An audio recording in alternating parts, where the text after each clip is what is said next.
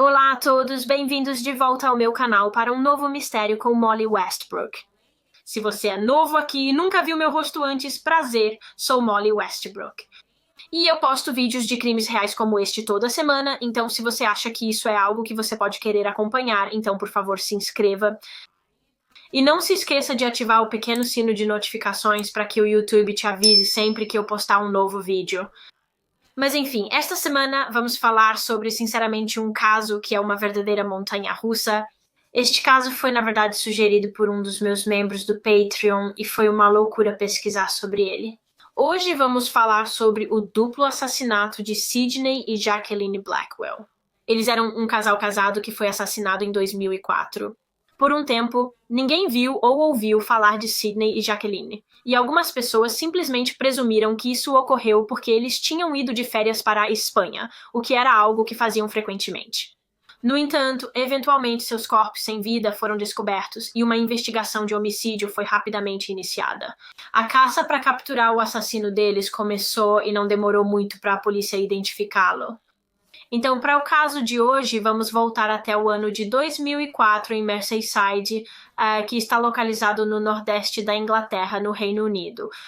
Era o início da noite de domingo, 5 de setembro de 2004, quando a polícia de Merseyside foi contatada por um dos moradores locais, pedindo que eles fizessem uma verificação de bem-estar em um casal aposentado que morava em Melling, que é uma vila tranquila em Merseyside.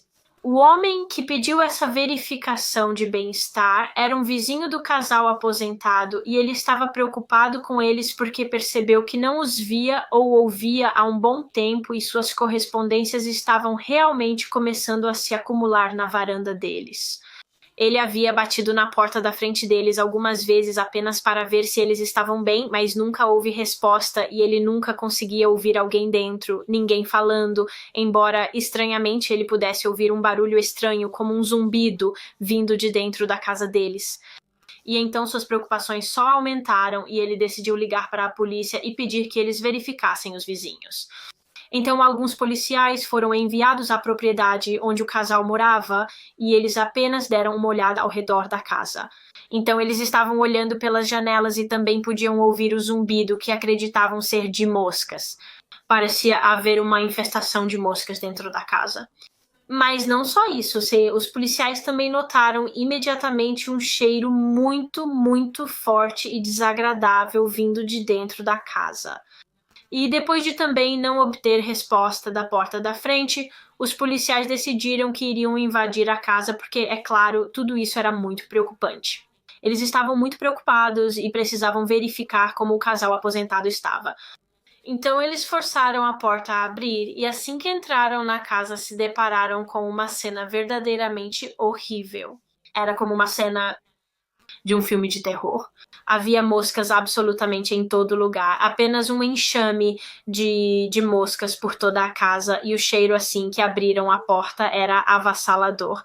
Na verdade, foi descrito como simplesmente insuportável, era tão ruim que não demorou muito para os oficiais perceberem de onde vinha o cheiro.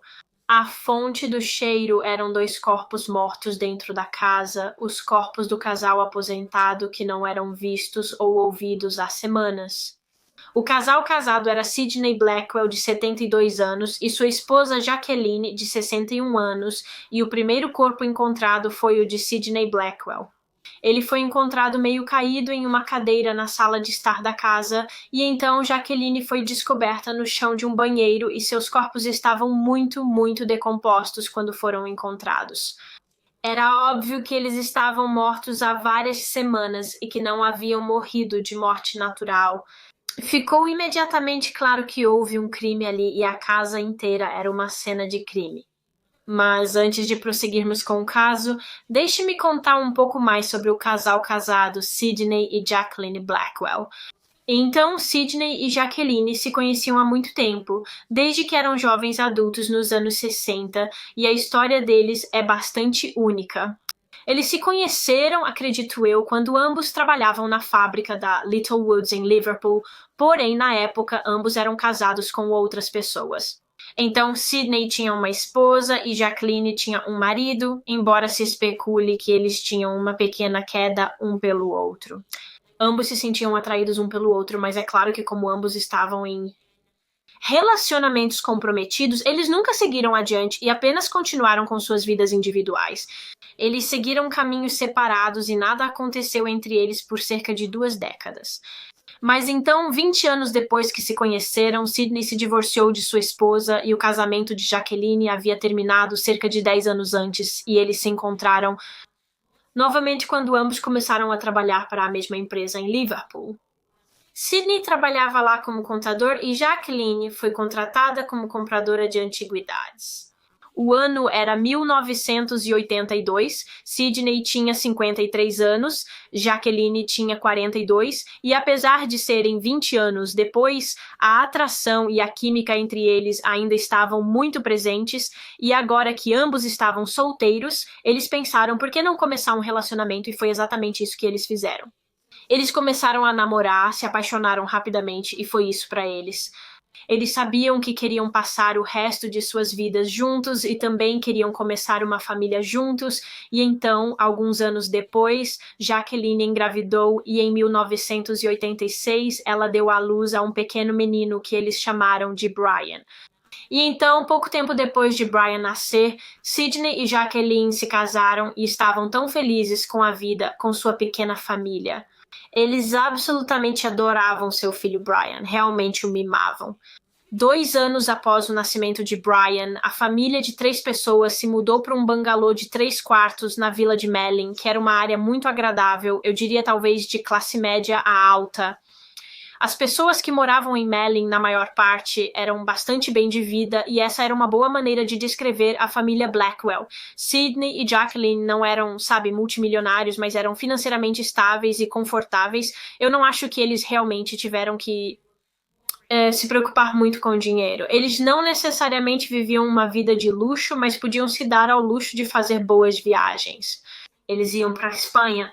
Eles realmente tinham sua própria casa na Espanha e puderam desfrutar de uma boa aposentadoria e puderam mimar seu filho Brian.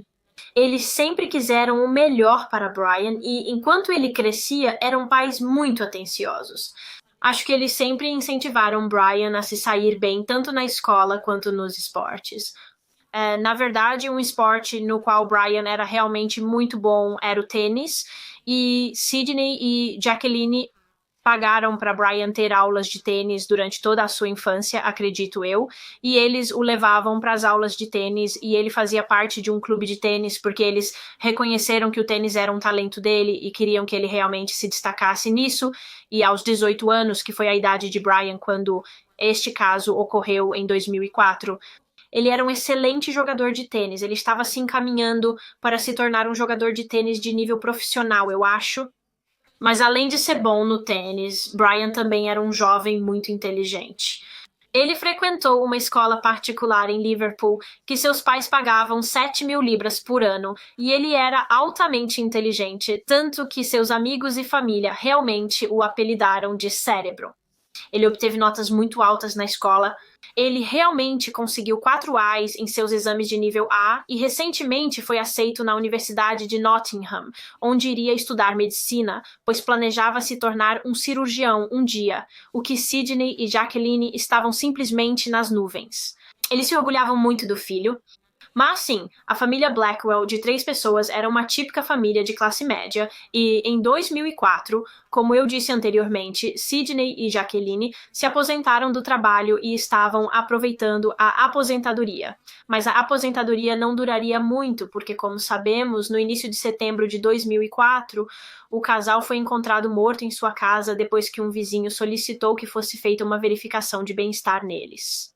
Então, voltando ao ponto em que estávamos antes no caso, quando os policiais entraram na casa dos Blackwell em Melling, eles descobriram o corpo morto de Sidney Blackwell em uma cadeira na sala de estar, e o corpo de sua esposa, Jacqueline, foi encontrado no chão do banheiro, e havia sangue por toda parte, por todo o chão, por todas as paredes.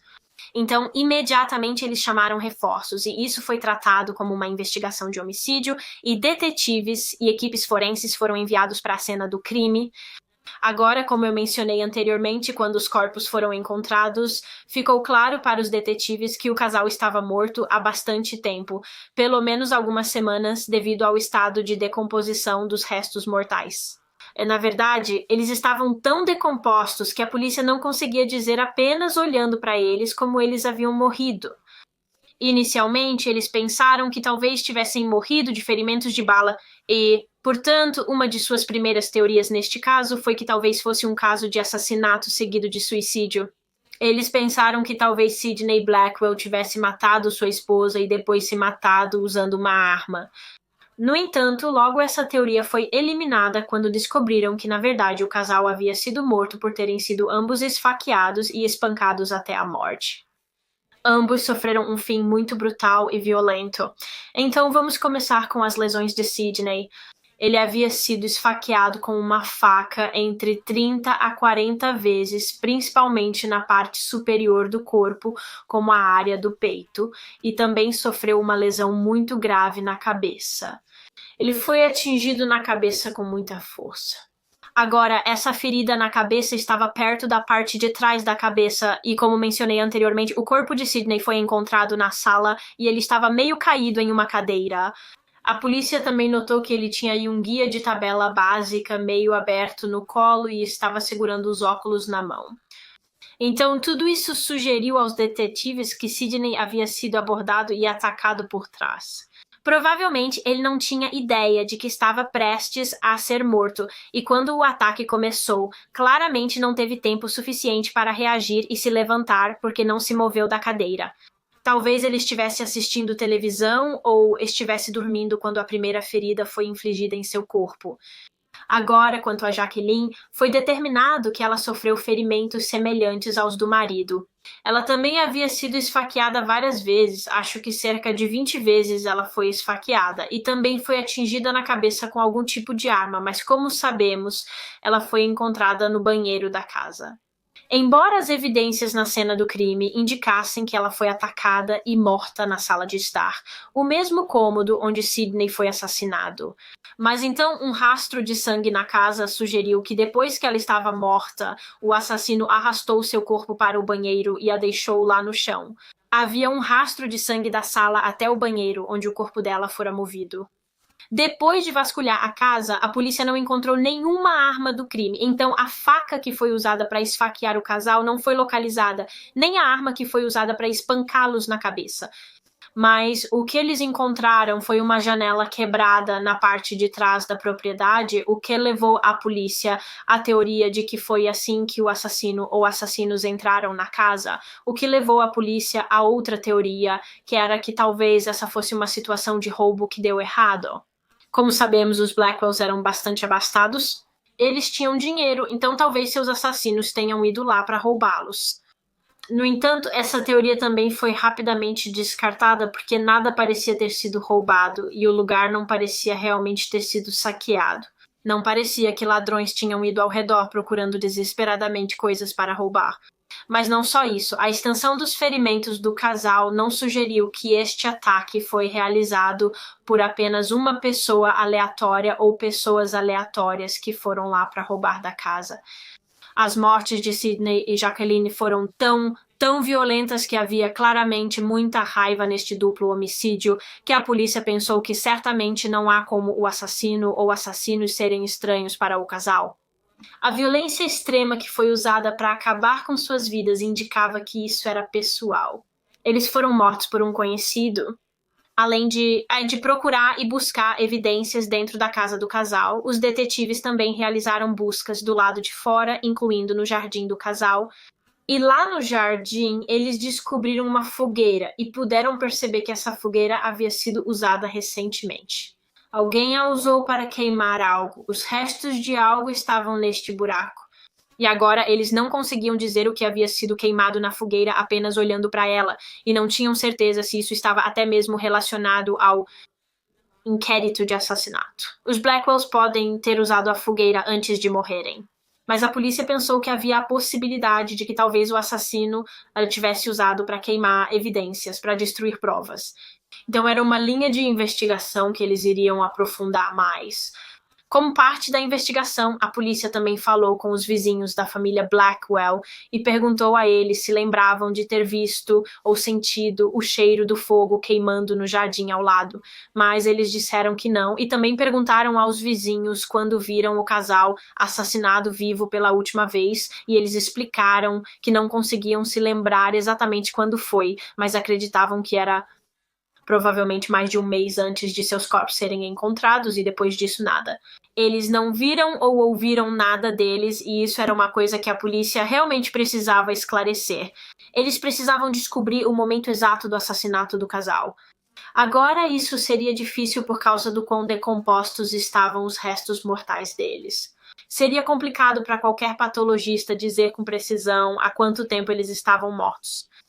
E por isso a polícia decidiu trazer um entomologista forense. Agora, os entomologistas forenses são cientistas que são frequentemente usados em investigações como essas, porque eles estudam o ciclo de vida de moscas e insetos que são encontrados em corpos e invadem corpos após a morte. Então, os entomologistas forenses literalmente examinam os insetos encontrados em corpos mortos para tentar descobrir há quanto tempo a pessoa ou pessoas em que foram encontrados estão mortas. Por isso que a polícia trouxe o entomologista forense neste caso. Eles iriam tentar descobrir exatamente quando o casal havia morrido. E enquanto os detetives aguardavam os resultados disso, eles também continuaram coletando depoimentos dos vizinhos. Eles realmente precisavam de tanta informação dos vizinhos quanto possível, porque eles moravam ao lado, então se alguém fosse ter visto algo estranho ou suspeito na época dos assassinatos, provavelmente seriam eles. Eles provavelmente seriam capazes de fornecer a maior quantidade de informações neste caso, e talvez as informações que eles entregassem levariam os detetives à identidade do perpetrador. Então, como sabemos, os vizinhos disseram à polícia que não viam as vítimas Sydney e Jacqueline há mais de um mês, mas disseram que tinham visto o filho do casal, Brian Blackwell, de 18 anos, mais recentemente. Os vizinhos disseram que cerca de 3 semanas antes dos corpos do casal serem encontrados, Brian realmente foi à casa de seus pais com sua namorada, mas ele não conseguiu entrar e disse aos vizinhos que o motivo pelo qual não conseguia entrar era porque ele não tinha uma chave consigo. Acho que ele havia perdido ou esquecido sua chave ou algo assim, então ele não conseguia destrancar a porta e também disse que acreditava ou supunha que seus pais haviam saído de férias para sua casa na Espanha, então obviamente eles não podiam deixá-lo entrar, embora Brian tenha dito aos vizinhos que estava tentando entrar em contato com seus pais, mas não conseguia falar com eles. E como ele não conseguia entrar na casa, ele estava realmente ficando com sua namorada, cujo nome era Amal. Assim, ele estava hospedado na casa dos pais dela. No entanto, quando a polícia ouviu isso dos vizinhos sobre como Brian pensava que seus pais haviam ido para a Espanha, eles ficaram bastante confusos porque, bem, em primeiro lugar, eles obviamente não haviam ido para a Espanha. Foram encontrados mortos em casa.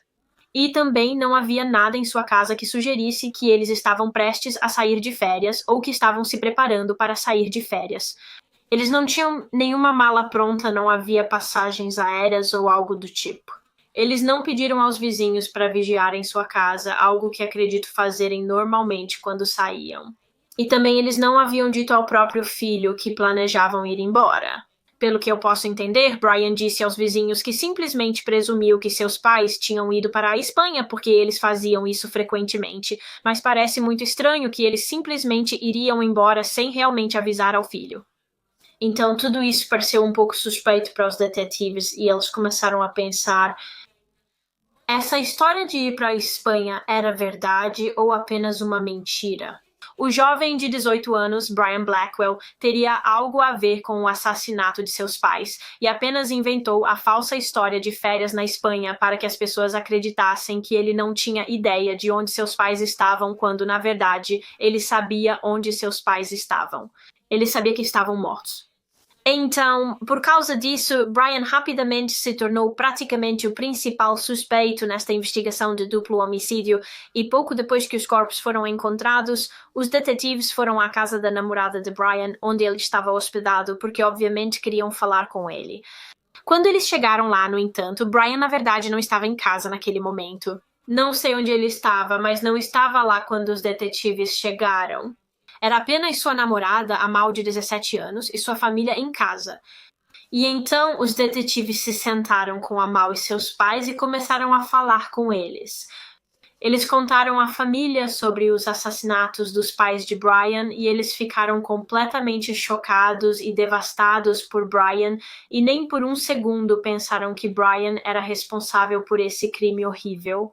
Eles simplesmente não acreditavam que ele seria capaz de fazer algo assim. Então, os detetives começaram a fazer algumas perguntas à família. Especificamente, faziam perguntas a Amal para obter informações mais sobre o relacionamento dela com Brian Blackwell. E Amal informou aos detetives que ela e Brian se conheceram na escola e se deram muito bem e rapidamente se apaixonaram perdidamente um pelo outro. E assim eles começaram a namorar e pareciam ser um casal realmente bem compatível. E os pais de Amal estavam muito felizes com esse relacionamento. Eles realmente gostavam do Brian. Eles achavam que ele era um bom jovem respeitável que iria longe na vida. Como eu disse anteriormente, Brian era um jovem muito inteligente. Ele iria frequentar a universidade em breve para estudar medicina, o que eu acredito que a Amal também iria fazer. Ela também era muito inteligente. E, como sabemos, Brian também era um ótimo jogador de tênis.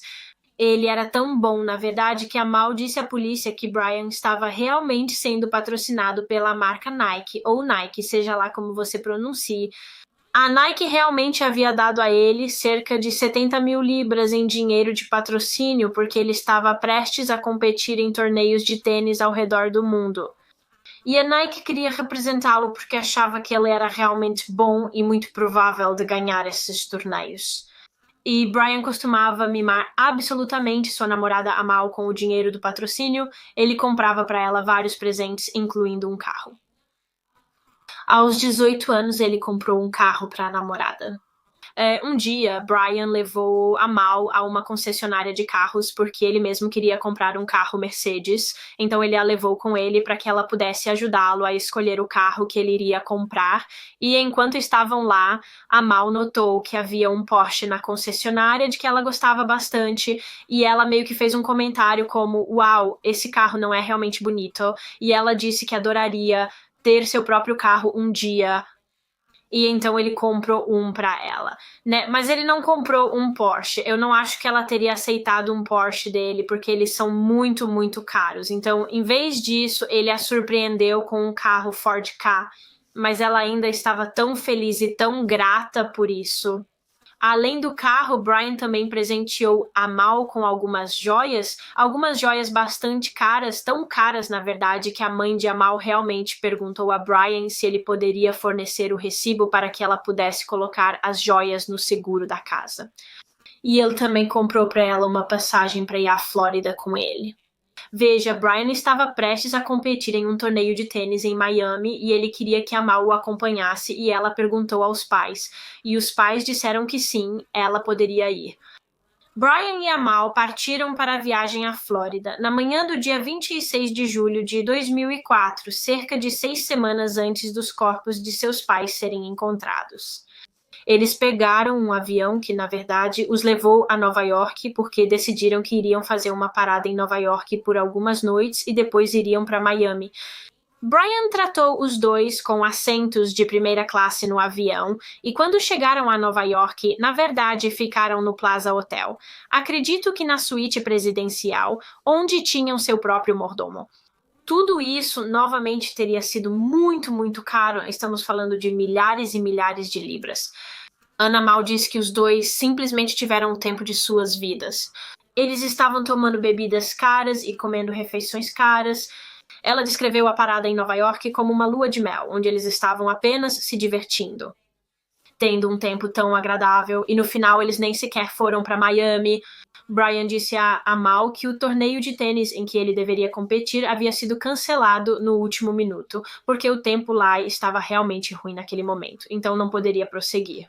Mas em vez de apenas voltar para a Inglaterra, eles decidiram que iriam continuar suas férias em Nova York por um pouco mais de tempo, Mas mesmo depois de terminarem a viagem em Nova York, eles ainda não queriam voltar para casa e então Brian decidiu levar Amal para uma viagem a vários outros lugares. Eles iriam fazer um pouco de viagem. Eles realmente foram para a Flórida por um pouco e depois foram para Barbados e depois São Francisco. E assim como em Nova York, ambos se divertiram muito. Eles ficavam em vários hotéis, saíam para refeições e iam a diferentes bares e clubes. Foi simplesmente a viagem da vida para o jovem casal.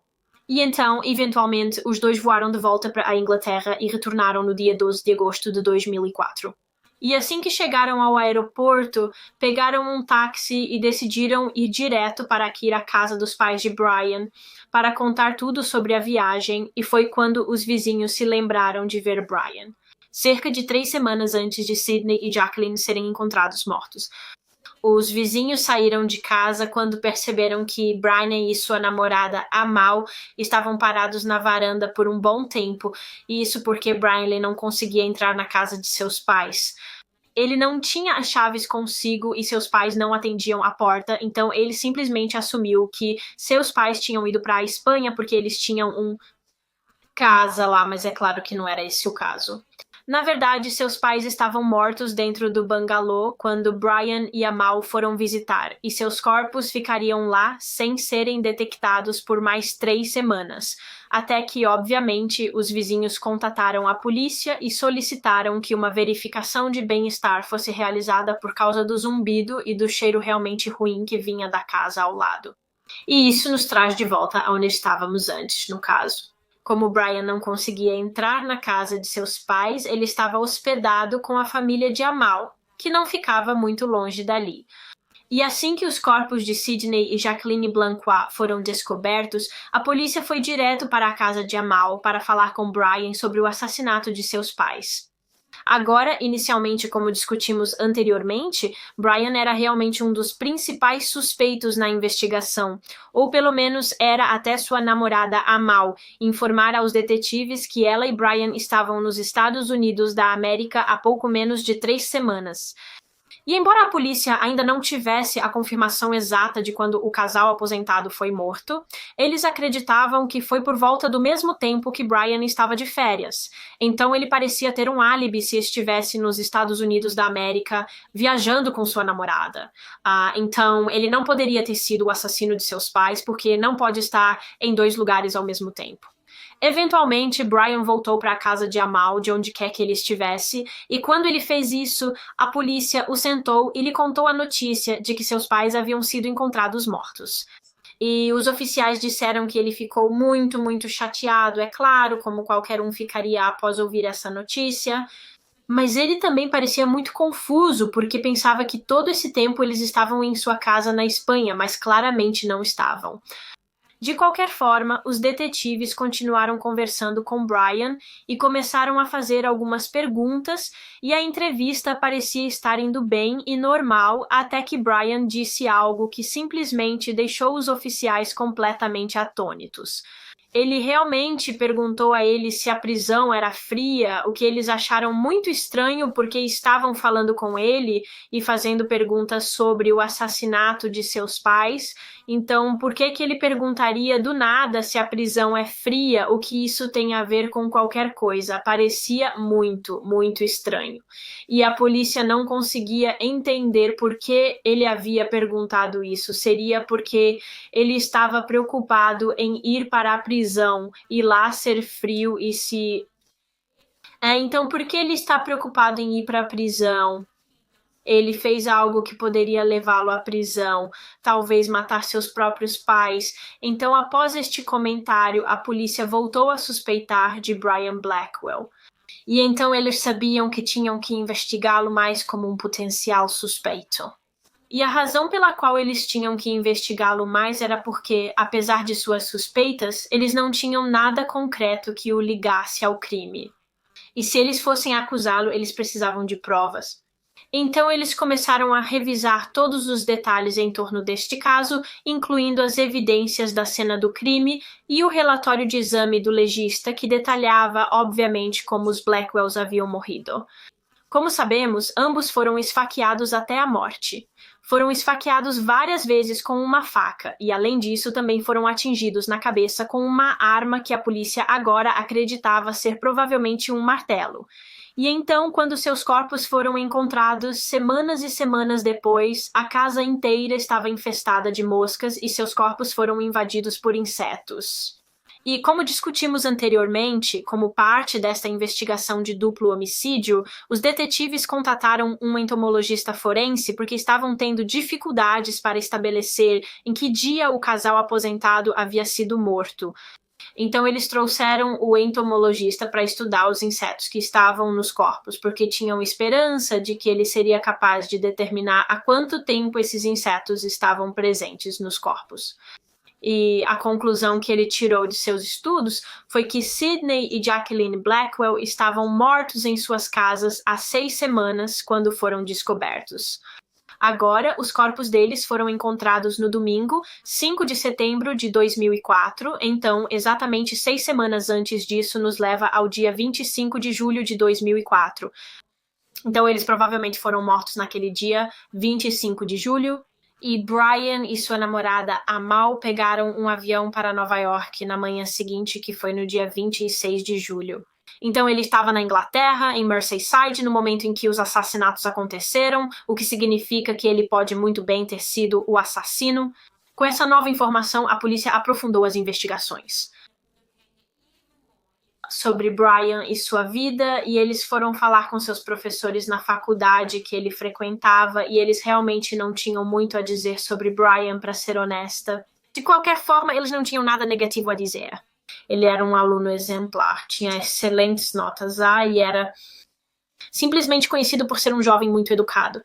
E os professores também informaram aos detetives que ele era muito bom em esportes, particularmente tênis, o que é algo que a polícia, obviamente, já sabia por sua namorada Amal. Embora, curiosamente, quando os detetives começaram a investigar um pouco mais sobre o hobby de tênis do Brian, eu acho, ou atividades, eles descobriram que ele não era nem de perto tão bom quanto dizia ser. Na verdade, ele contou muitas mentiras quando se tratava de sua carreira no tênis. Brian era membro de um clube de tênis chamado Associação de Tênis de Grama, e enquanto eles concordavam que ele era um bom jogador de tênis, eles disseram que ele não era incrível. Ele estava longe de ser um profissional como ele afirmava ser. Brian havia realmente dito a muitas pessoas, incluindo sua namorada, que ele era classificado como o melhor jogador número 1 em sua associação de clube de tênis, o que não era verdade. Na verdade, ele nem mesmo entrou no ranking. Eu acho que esses rankings eram como uma lista dos 10 ou mais melhores jogadores do clube e ele não estava nela. Ele nem mesmo era o 10º melhor jogador, muito menos o número 1, e então, como você provavelmente já adivinhou até agora, isso também significava que não havia torneios de tênis ao redor do mundo em que ele deveria competir e não havia patrocínio ou contrato da Nike. Ele havia mentido sobre isso, e o fato de que a Nike lhe deu 70 mil libras em dinheiro de patrocínio, ele inventou tudo isso. Era tudo uma grande mentira para, eu acho que, impressionar sua namorada Amal e fazer com que ela gostasse ainda mais dele. Mas então você provavelmente está pensando, bem, se tudo isso era uma mentira, se ele não recebeu todo esse dinheiro da Nike, como diabos ele pagou por tudo? Como ele pagou pelas joias caras que comprou para Amal? Embora, nota à parte, na verdade não eram joias caras. Era mais como bijuteria que ele comprou para Amal, mas ele apenas disse que eram joias caras e nunca conseguiu fornecer um recibo para isso. Mas, independentemente disso, e sobre o carro que ele comprou para ela ou as férias, como ele pagou por voos de primeira classe e hotéis e refeições e bebidas? Todas essas coisas teriam somado milhares e milhares de libras. De onde Brian, um estudante universitário de 18 anos, conseguiu esse tipo de dinheiro? Bem, quando a polícia investigou as finanças da família Blackwell, essa pergunta foi respondida muito rapidamente. Ele estava roubando dos seus pais. Como falamos anteriormente, os Blackwells eram bastante abastados. Eles não eram mega ricos, mas tinham dinheiro. Eles eram muito seguros e estáveis em sua situação financeira. E descobriu-se que Sidney e Jacqueline haviam criado um fundo fiduciário para Brian, essencialmente, que era para ele usar quando fosse para a universidade. Era o fundo dele para a universidade. No entanto, Brian conseguiu acessá-lo antecipadamente e, segundo algumas fontes, ele fez isso literalmente indo ao banco e dizendo que seu pai Sidney havia falecido, o que naquele momento era falso, ele ainda estava vivo, mas ele disse a eles que seu pai havia morrido e, portanto, ele precisava de acesso ao seu fundo fiduciário para que pudesse comprar um carro e algumas outras coisas, e inacreditavelmente funcionou, e ele teve acesso à conta e basicamente a esgotou. Acho que ele retirou cerca de 10 mil libras dele. Todo aquele dinheiro que seus pais haviam economizado para ele e para a universidade por anos e anos foi desperdiçado. Mas Brian não parou por aí. 10 mil libras não foram suficientes para ele e para a vida de luxo que ele queria para ele e sua namorada. Também foi descoberto que ele tentou ter acesso às próprias contas bancárias de seus pais e tentou abrir cartões de crédito em seus nomes, e acredito que isso realmente funcionou. Ele conseguiu acessar as finanças de seus pais e retirar dinheiro de suas contas. No entanto, eventualmente seus pais descobriram sobre isso. Acredito que sua mãe foi quem descobriu o que Brian estava fazendo, porque ela administrava as finanças da família, então percebeu que o dinheiro estava faltando e compreensivelmente ficou muito brava e chateada com Brian. Ela realmente entrou em contato com o banco e informou que tudo que Brian havia dito era mentira e que eles não deveriam permitir que ele tivesse acesso a qualquer dinheiro deles ou a qualquer fundo que eles tivessem estabelecido e que não deveriam dar a ele um cartão de crédito. Então, agora que a polícia sabia de tudo isso, surgiu um motivo que Brian poderia ter para assassinar seus pais. O provável motivo dele era financeiro. Talvez quando seus pais descobriram sobre seus gastos e o confrontaram a respeito, isso levou a uma série de discussões. E talvez uma dessas discussões tenha levado Brian a atacar e matá-los. Talvez tenha sido uma briga que simplesmente saiu do controle, ou talvez tudo tenha sido planejado. Talvez quando Brian percebeu que seus pais basicamente o haviam cortado e impedido de acessar qualquer dinheiro, ele decidiu se vingar e matá-los. Ou talvez ele estivesse com medo de que seus pais contassem à sua namorada Amal sobre todas as mentiras que ele havia contado sobre o contrato com a Nike e sobre o fato de que ele realmente não tinha 70 mil libras em dinheiro de patrocínio e ele não podia correr o risco disso acontecer. Então ele decidiu silenciá-los, matando-os. A polícia não tinha certeza neste ponto do que acreditar. Eles ainda não sabiam exatamente o que havia acontecido no dia em que seus pais morreram. Tudo o que sabiam com certeza era que Brian tinha que estar envolvido, mas começaram a questionar se ele estava sozinho nisso ou se sua namorada Amal também estava envolvida. Ela teve algum papel no assassinato de Sidney e Jacqueline, ou ela pelo menos sabia o que Brian havia feito? Talvez ela não estivesse lá quando realmente aconteceu, mas talvez ela soubesse que ia acontecer, ou talvez Brian tenha contado a ela que aconteceu depois e ela decidiu guardar segredo para ele. A Mal sabia mais sobre esse crime do que estava deixando transparecer? A polícia sentou-se com Amal e eles apenas a informaram sobre todos os fatos do caso até agora. Fatos que indicavam a eles que Brian foi quem matou Sidney e Jacqueline. E o detetive disse que Amal parecia genuinamente chocada quando eles contaram tudo isso a ela. Ela simplesmente não podia acreditar que este garoto que praticamente prometeu o mundo a ela, que tinha sido tão gentil e tão amoroso e tão generoso com ela não podia acreditar que ele poderia ter sido capaz de algo assim. E ela se sentiu envergonhada e violada porque ele a enganou tanto. Ele enganou a todos. Todos que conheciam Brian, sua namorada, os pais da namorada, seus colegas, seus amigos, seus professores, todos pensavam que ele era esse jovem incrível, que iria se tornar um famoso jogador de tênis profissional que iria ganhar muito dinheiro, porque foi isso que ele disse a eles, mas era tudo mentira. Ele tinha lavado o cérebro de todos. Mas, de qualquer forma, voltando para a questão, Como eu disse, a polícia tinha suas suspeitas de que ela poderia saber mais sobre esse duplo homicídio do que originalmente deixou transparecer. No entanto, quando investigaram mais a fundo, puderam confirmar que não era o caso. Não se acredita que ela tinha qualquer conhecimento sobre o assassinato de Sidney e Jacqueline, e, portanto, ela foi descartada como uma pessoa de interesse. Mas, como parte do inquérito, agora que Brian era o principal suspeito, a polícia decidiu realizar uma busca na casa em que ele havia se hospedado nas semanas antes dos corpos de seus pais serem encontrados, e essa era, obviamente, a casa dos pais de Mal. Então, a polícia perguntou a seus pais se eles poderiam revistar sua propriedade e eles deram permissão para que isso fosse feito. Em particular, as buscas da polícia foram principalmente focadas no quarto em que Brian estava hospedado e também na garagem, porque os pais de Amal disseram à polícia que Brian havia colocado alguns de seus pertences lá na garagem. Então eles começaram a revistar a garagem e lá eles realmente encontraram uma bolsa que parecia ter sido quase escondida. Ficou claro que quem quer que tenha colocado aquela bolsa na garagem não queria que ninguém a encontrasse, mas a polícia a encontrou e quando a abriram, encontraram um martelo dentro.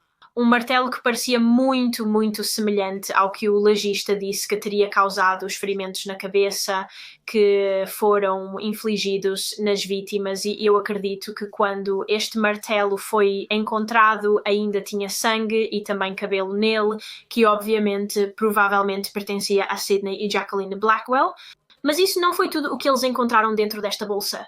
Eles também descobriram um conjunto de chaves para a casa da família Blackwell, e essas chaves pertenciam a Brian, o que era muito interessante considerando que Brian disse aos seus vizinhos no dia 12 de agosto, quando ele retornou dos Estados Unidos da América, ele disse a eles que não conseguia entrar na casa de seus pais porque ele não tinha suas chaves, ele as havia perdido ou esquecido, mas elas estavam dentro desta bolsa, junto com um martelo. Então, após encontrar esses itens, o martelo e as chaves escondidos em uma bolsa em uma casa onde Brian estava hospedado após o assassinato, a polícia estava obviamente certa agora mais do que nunca que ele era o assassino, e eles estavam se preparando para prendê-lo.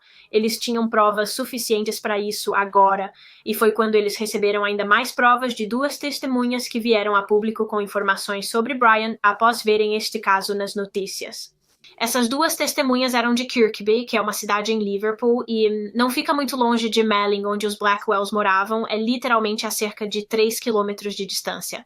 Agora, eu não tenho certeza de como exatamente isso aconteceu, não tenho certeza de como essas duas pessoas encontraram Brian, mas basicamente elas disseram à polícia que pouco tempo depois dos assassinatos foram abordadas por Brian Blackwell e perguntadas se estariam dispostas a incendiar a casa de um traficante de drogas. O que, claro, acharam meio estranho e nada disso nunca aconteceu.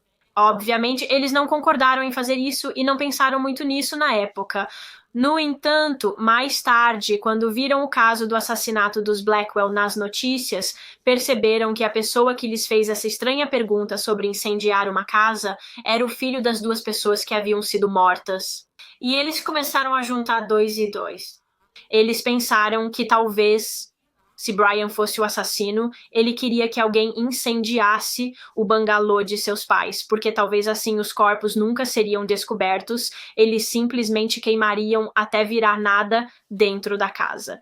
Então, essa informação das testemunhas era ainda mais uma evidência contra Brian Blackwell.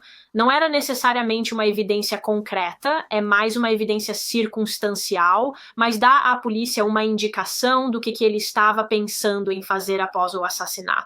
Ele estava pensando em incendiar a casa para destruir as evidências.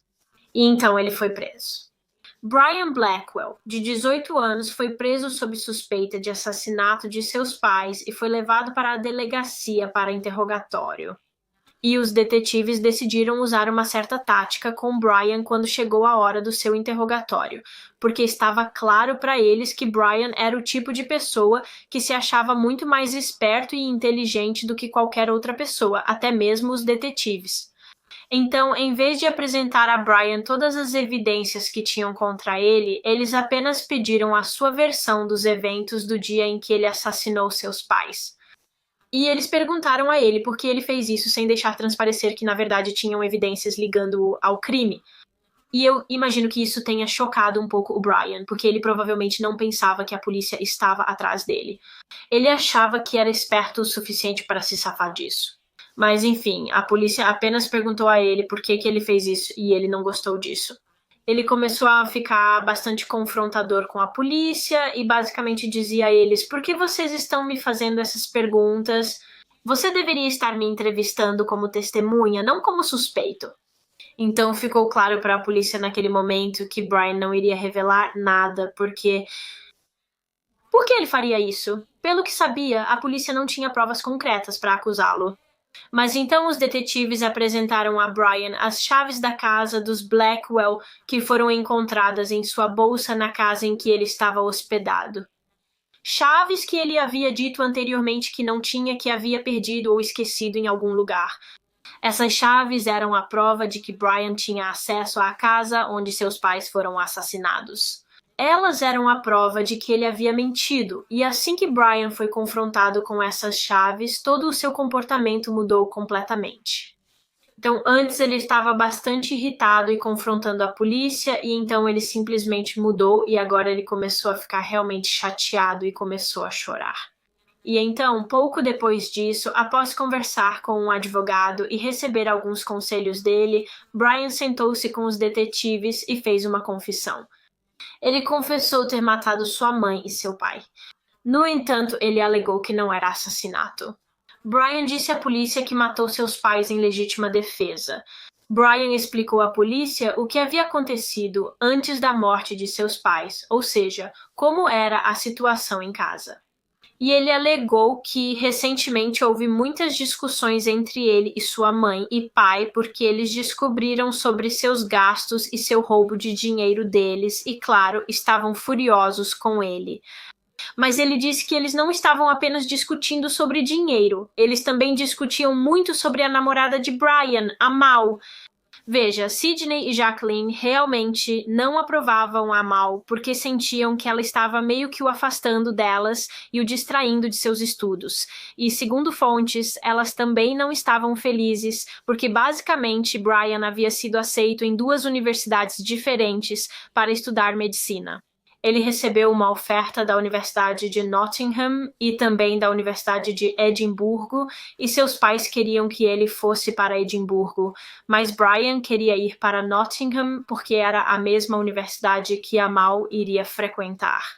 Então, houve muitas discussões em torno disso e também, como eu disse, a situação toda do dinheiro e em uma noite em particular, a noite do assassinato, uma dessas discussões escalou muito rapidamente e logo se tornou física. Brian disse que naquela noite ele estava apenas em seu quarto, colocando alguns pôsteres nas paredes, e então quando ele saiu do quarto, seu pai Sidney se aproximou dele, e os dois começaram a discutir, e eles estavam apenas discutindo sobre a situação do dinheiro, sobre o fato de que Brian havia roubado deles e tentado criar cartões de crédito em seus nomes. Brian disse que seu pai foi o primeiro a ficar físico nesta briga. Ele alegou que seu pai literalmente o agarrou e o empurrou contra a parede, e foi neste ponto que Brian atingiu seu pai na cabeça com um martelo que ele tinha em sua mão. Não se sabe por que ele tinha um martelo em sua mão naquele momento específico, mas de qualquer forma ele atingiu seu pai com o martelo e assim que fez isso, seu pai desabou e caiu no chão. E foi depois disso que sua mãe entrou no quarto após ouvir a briga e em sua mão ela tinha uma faca da cozinha e ele disse que sua mãe simplesmente veio em sua direção com a faca. Ela estava prestes a atacá-lo e então, para se defender, ele a atingiu na cabeça com o martelo também e ela também caiu no chão. No entanto, a briga ela não terminou ali. Brian disse que eles não ficaram realmente no chão por muito tempo. Eventualmente, ambos conseguiram se levantar e foram para cima dele novamente. Ele afirmou que seu pai Sidney o agarrou e sua mãe pegou a faca e começou a tentar esfaqueá-lo.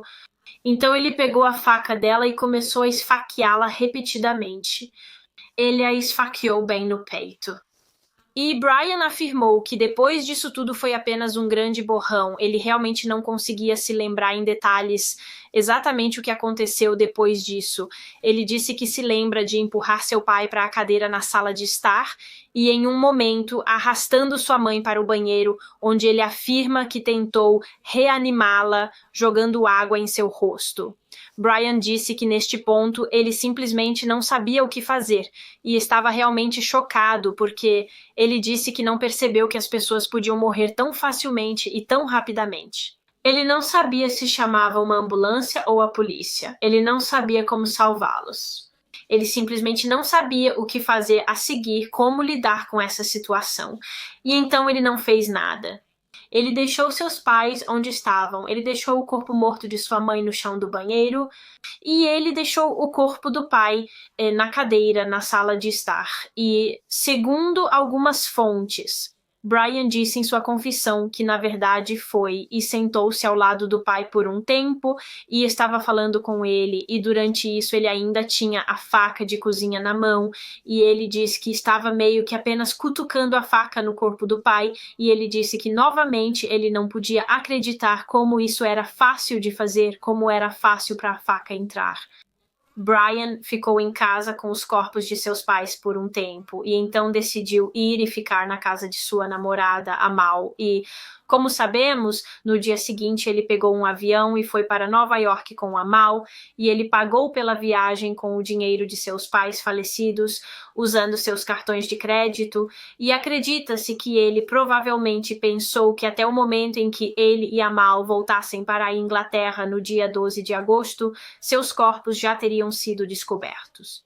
Mas quando ele foi ao bangalô e percebeu que eles não haviam sido descobertos e ainda estavam apenas na casa se decompondo, ele apenas disse às pessoas que não tinham uma chave para entrar e que seus pais provavelmente tinham ido para a casa deles na Espanha.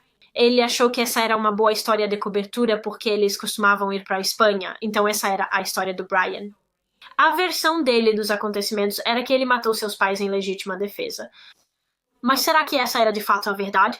Isso realmente foi um caso de legítima defesa ou foi um assassinato frio, não provocado e planejado? Bem, após analisar todas as evidências deste caso, em particular os resultados da autópsia, a polícia não acreditou que isso foi legítima defesa porque o patologista concluiu que Sidney Blackwell provavelmente foi atacado por trás. Ambos tinham uma ferida muito grave na cabeça por terem sido atingidos com um martelo, mas a lesão na cabeça de Sidney estava perto da parte de trás da cabeça, indicando obviamente que Brian se aproximou e o atingiu por trás. Então, é provável que Sidney não soubesse o que estava prestes a acontecer. Além disso, se você se lembra de mais cedo no vídeo, o corpo de Sidney foi descoberto meio que desabado em sua cadeira com os óculos ainda na mão e o guia de televisão aberto em seu colo, eu acho. Então isso sugere que ele estava ou talvez dormindo na cadeira ou apenas sentado assistindo à televisão quando foi atacado. Mas também, não só isso, mas os ferimentos que o casal sofreu, para mim, não indicam que eles foram mortos em legítima defesa, porque não apenas eles foram atingidos na cabeça com um martelo, mas também foram esfaqueados várias vezes com a faca. Sidney foi esfaqueada entre 30 a 40 vezes, e Jacqueline cerca de 20 vezes, e isso simplesmente não faz sentido para mim. Se isso realmente fosse legítima defesa, por que Brian teria que esfaqueá-las tantas vezes? Elas provavelmente já estariam mortas após as primeiras facadas, juntamente com o golpe na cabeça, e ainda assim ele continuou e continuou e continuou. Além disso, para mim, a versão dele dos acontecimentos não faz sentido algum, porque ele disse que bateu em ambos os pais na cabeça com um martelo e eles caíram no chão, mas então ele disse que eventualmente eles simplesmente se levantaram e começaram a atacá-lo novamente, o que eu simplesmente não consigo ver acontecendo. Eu realmente não acho que depois de serem atingidos na cabeça com um martelo, eu não acho que eles teriam sido capazes de simplesmente se levantar e começar a atacá-lo novamente. Mas essa não foi a única evidência que sugeriu que isso não foi legítima defesa. Se você se lembra de mais cedo no caso, quando a polícia estava vasculhando a propriedade dos Blackwell após os corpos serem encontrados, eles encontraram uma fogueira no jardim. E estava claro que alguém havia usado recentemente essa fogueira para queimar algo. Bem, quando o conteúdo desta fogueira foi coletado, testado e examinado, descobriu-se que era roupa. Alguém tentou queimar suas roupas neste buraco e descobriu-se que as roupas na fogueira pertenciam a Brian Blackwell. Eram as roupas que ele estava usando na noite em que matou seus pais e as queimou para, presumo, destruir as evidências de sangue que estariam presentes nelas. O que realmente não indicou à polícia que Brian havia matado seus pais em legítima defesa, porque isso mostra algum nível de premeditação. Ele pensou no que iria fazer depois, ele iria queimar suas roupas. Mas o que também é interessante sobre Brian, e novamente meio que vai contra a história de sua autodefesa, é a maneira como ele agiu após os assassinatos. Ele afirmou em sua confissão que estava tão chateado, tão chateado e de coração partido depois, e ele não podia acreditar no que tinha feito. Mas para todos os outros, ele parecia completamente normal. Ele levou sua namorada de férias no dia seguinte, e ela não suspeitou de nada porque ele parecia completamente bem. Ele era seu habitual eu feliz ao redor dela. E o fato de ele conseguir agir assim, agir completamente bem depois de matar seus próprios pais da maneira mais brutal, é simplesmente arrepiante. Além disso, apenas como uma nota à parte, acredito que, após os assassinatos, Brian realmente pegou um táxi para a casa de sua namorada Amal e a polícia conseguiu rastrear o motorista deste táxi. E eles estavam fazendo perguntas ao motorista do táxi sobre como Brian era durante a viagem. Ele parecia chateado, ele parecia em choque ou algo assim, e o motorista disse que nada parecia estranho com Brian durante a viagem. Ele não parecia chateado, ele não parecia triste, ele não parecia ter estado a chorar, ele parecia totalmente normal. Pouco tempo depois de sua confissão, Brian Blackwell foi acusado de 2 crimes de homicídio e seu julgamento estava previsto para ocorrer cerca de 1 ano após os assassinatos, em julho de 2005. Agora, na preparação para o julgamento, Brian obviamente tinha uma equipe jurídica e sua equipe sabia que não havia como ele negar isso agora. Ele havia confessado, então, na audiência de declaração de culpa, eles sabiam que ele tinha que se declarar culpado. Mas o que eles tentariam fazer era conseguir a menor sentença possível, alegando que Brian não poderia ser responsabilizado por suas ações porque ele era mentalmente doente. Antes do julgamento de Brian acontecer, ele foi examinado por vários psicólogos, muitos dos quais acreditavam que Brian realmente sofria de uma doença mental conhecida como transtorno de personalidade narcisista, cujos sintomas podem incluir falta de empatia, necessidade de exagerar suas conquistas e talentos e tornar-se impaciente e irritado quando enfrentam críticas. Vou colocar uma lista de alguns dos outros sintomas do transtorno de personalidade narcisista na tela e também vou linkar mais informações sobre isso na caixa de descrição se você quiser ler um pouco mais e se educar. Nunca tinha ouvido falar desse transtorno de personalidade antes deste caso, então foi interessante aprender mais sobre isso durante minha pesquisa. Mas sim, alguns psiquiatras acreditavam que Brian sofria dessa condição, e então, em sua opinião de especialistas, eles acreditavam que Brian deveria ser condenado por homicídio culposo por conta de responsabilidade diminuída, e não por assassinato. Na audiência de declaração de culpa, Brian e sua equipe de defesa adotaram exatamente essa abordagem. Em vez de se declarar culpado por assassinato, ele se declarou culpado por homicídio culposo, alegando que não poderia ser responsabilizado por suas ações por causa de sua doença mental. E depois de ouvir o psiquiatra, o tribunal concordou com essa declaração e, portanto, as acusações de duplo homicídio foram retiradas. E então agora tudo o que o juiz tinha que fazer era sentenciar Brian e em junho de 2005 ele foi condenado à prisão perpétua com um mínimo de 12 anos pelo homicídio culposo de seus pais, Sidney e Jacqueline Blackwell. E pelo que eu posso reunir, Brian está realmente fora da prisão agora, mas eu não posso ter 100% de certeza sobre isso porque diferentes fontes disseram coisas diferentes sobre isso.